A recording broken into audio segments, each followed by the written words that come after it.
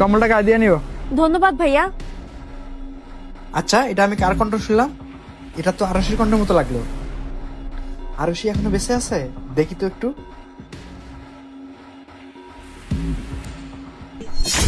হ্যাঁ, এটা তো আরশি। আল্লাহ, এটা আমি কি দেখতেছি? ও এখনো বেঁচে আছে? আচ্ছা, ওর এই অবস্থা কেন? একটা কাজ করি, তাড়াতাড়ি করে মাস্কটা পরে নেই। আরশির এই অবস্থা কেন? আজকে আমাকে সবকিছু জানতেই হবে।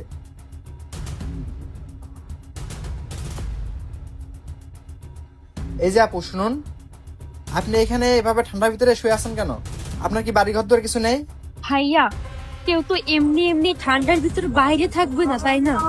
আসলে আমি পরিস্থিতির শিকার। আমার বাড়ি আছে, আমার সংসার আছে, আমার স্বামী আছে। আচ্ছা, এটা নয়তো বুঝলাম, তোমার বাড়ি আছে, সংসার আছে, তোমার স্বামী আছে, তাহলে তুমি আমাকে একটা কথা বলো তো, তুমি এই ঠান্ডার মধ্যে এখানে এভাবে আছো কেন? তাছাড়া তুমি একটা মেয়ে মানুষ হয়ে এভাবে রাস্তার পাশে এভাবে শুয়ে আছো? দেখো আপু, একটা মেয়ে মানুষ হয়ে কিন্তু রাস্তার পাশে এভাবে শুয়ে থাকা সেফ না। ভাইয়া, আমি আমার বাসায় ফিরতে পারবো না। বাসায় ফিরতে পারবে না মানে?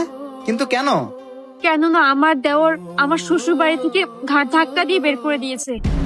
বের হয়ে যা আমাদের বাড়ি থেকে, ফালতু মেয়ে একটা।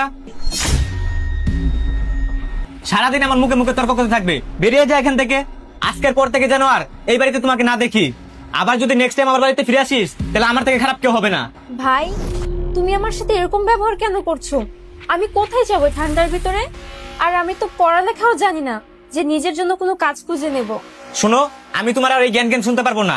আমি যেহেতু বলে দিছি এই বাড়িতে তুমি আর আসবে না, আর আসতে পারবে না। ভাই, তুমি যে আমাকে বাসা থেকে বের করে দিচ্ছ, তোমার বড় ভাই যদি জানতে পারে খুব খারাপ হবে। এই শোন, তোর আগে সে আমার বড় ভাই হয়। আমার বড় ভাইকে আমি যা বুঝাবো সে তাই বুঝবে।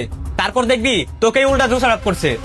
তাই বলতাছি, তোর গায়ে হাত তোলার আগে তাড়াতাড়ি আমার বাড়ি থেকে বের হয়ে যা। আমি উপরে চলে গেলাম, তোকে যেন আর এই বাড়ির ত্রিসীমানায় না দেখি। ভাই, আমাকে তো বাসা থেকে বের করে দিল। এখন ওই ঠান্ডার ভিতরে আমি কোথায় যাব, কি খাবো? আমি কিছুই বুঝতে পারতেছি না। বুঝতে পারছেন ভাই, আসলে আমার শ্বশুরের ইচ্ছা ছিল আমি যেন আমার দেবরকে ছোট ভাইয়ের মতো দেখি। আমি আমার শ্বশুরের কথা অক্ষরে অক্ষরে মানার চেষ্টা করতাম।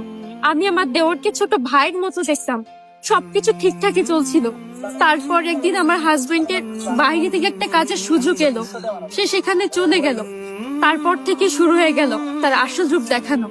তারপর ওর ভাইয়ের আসল রূপ বেরিয়ে আসলো, আমাকে প্রতিনিয়ত অপমান করত, আমার সাথে খারাপ ব্যবহার করত, আর আমাকে অনেক অত্যাচার করত। আমার যত গহনা গাটি ছিল সবকিছু বিক্রি করে ও মদ গাঁজা খেত।